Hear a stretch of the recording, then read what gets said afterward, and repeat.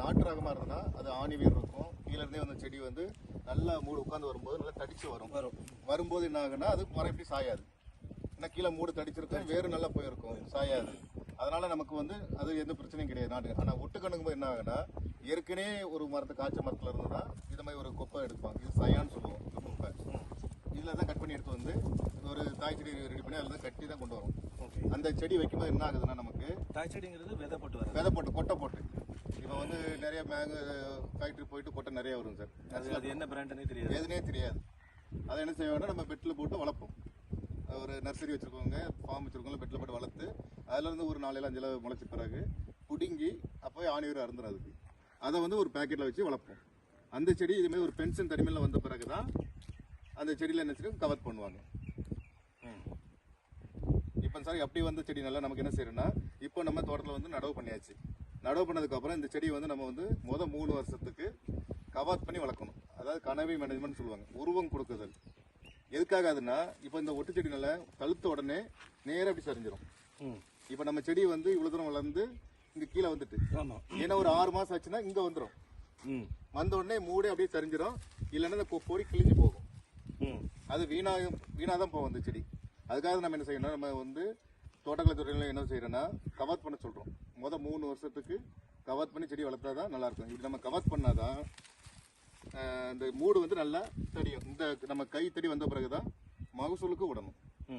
இதை பூத்து காய்க்கிற பக்குவம்னா நம்ம கை தடி வரைக்கும் வரணும். கரெக்டாக இருக்குங்களா?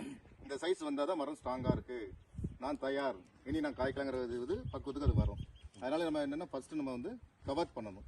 கவர் பண்ணுறது எப்படின்னா தரையிலேருந்து 1 அடி உயரத்துக்கு நீங்கள் நின்னீங்கன்னா உங்கள் முட்டிகால் உயரம், முட்டிகால் உயரத்துக்கு வந்து கீழே ஒரு கொப்பு தான் இருக்கணும்.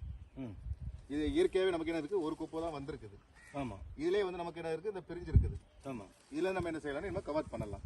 கவர் பண்ணும்போது எப்போவும் அந்த பிரிகிற கணுவில் இருந்து ஒரு 1/2 அடி தள்ளி, இங்கேருந்து பார்த்தீங்கன்னா ஒரு மதிப்பு 1/2 அடி தள்ளி இப்படி மொட்டையை வெட்டிட வேண்டியதான். இவ்வளோதான். இதே மாதிரி நமக்கு வந்து இது வந்து 3 குப்பை தான் நமக்கு விடணும்னாச்சு. ஒவ்வொரு பிரிவுலையும் 3 கொப்பாக பிரித்து விடணும். இதில் வந்து நமக்கு 3 கொப்பு விட்டால் போதும். இந்த கொப்பு வந்து 4வது கொப்பாக வந்து இருக்குது. இந்த 3ல் இதுதான் வந்து கொஞ்சம் மோசமான கொப்பாக இருக்குது. இந்த மற்ற 3மே நல்லா வாலிபான கொப்பாக இருக்குது, நல்லா ஸ்ட்ராங்காக இருக்குது. இதில் இல்லை, அதில் இல்லை. அப்போ அந்த கொப்பு நமக்கு தேவையில்லை, அது கீழே போயிடலாம், கீழே எடுக்கலாம். அதுக்கு மேலே அது தேவையில்லை. ஏன்னா இது டோட்டலாக தேவையில்லை. நம்ம டோட்டலாக தேவையில்லை. மற்ற 3 பிரான்ச்சஸுக்கு நம்ம என்ன தனித்தனியாக ஒரு அந்த கனவு மெயின் கொப்பில் இருந்து 1/2 அடி தள்ளி பிரித்து விடணும்.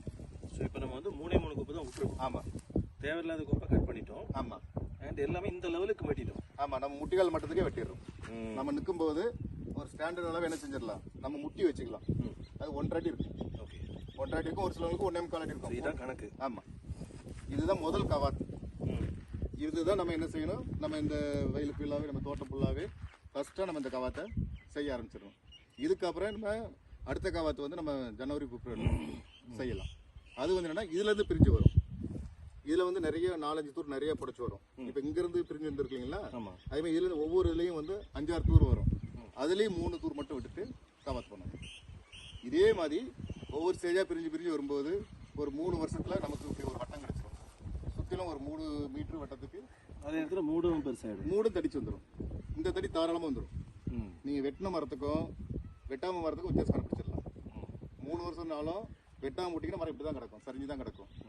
வெட்டினீங்கன்னா நம்ம இந்த சைஸ் வந்துடும். அப்போ அதுக்கப்புறம் ஸ்ட்ரீட்டாக நீ புஷ் மாதிரி, நம்ம புஷ்ஷிங்காக விட அது ஒரு குடை மாதிரி வந்துடும். அதுக்கப்புறம் மகசூல்னா எந்த ஒரு மரத்துக்கும் பாதிப்பு வராது, மரம் ஸ்ட்ராங் ஆகும், நல்ல மகசூல் கிடைக்கும். ஓகே, அதே மாதிரி இந்த கவர் பண்ணதுக்கப்புறம் என்னாச்சு, இந்த வெட்டில் இருக்க இந்த ஈரத்தில் இதில் வந்து என்ன செய்யணும், நம்ம வந்து காப்பர் ஆக்சைடு குளோரைடுன்னு ஒரு ஃபங்கிசைடு இருக்குது, அதை பேஸ்ட் மாதிரி ஆக்கி இதில் அப்படியே ஒட்டி விட்டோம்னா இதுலேருந்து எந்த ஒரு இன்ஃபெக்ஷனும் ஆகாது, உப்பும் காயாது. காப்பர் ஆக்சைடு குளோரைடு ஆமாம், நம்ம தென்னை மரத்துக்கு கிடைக்கிறது. ஆமாம், அந்த ஸ்ப்ரேயிங்க எடுத்து வந்து அது என்னென்னா பேஸ்ட் மாதிரி பண்ணணும். தண்ணி மாதிரி இல்லாமல் பேஸ்ட் மாதிரி பண்ணி நம்ம ப்ரெஸ் வச்சு அப்படி டச் பண்ணி விட்டாவே போதும். ஒவ்வொரு புட்டு வச்சாவே போதும். போனால் அங்கிறது இது ஒரு பங்கசை தான் அட்டாகாமல் இந்த குரோத் நாள் அடுத்துலேருந்து வேகமாக தழுக்கும். ஓகே, இதுதான் அந்த கவாத் மெத்தடு. ஓகே, ரொம்ப சிம்பிள் மெத்தடு தான்.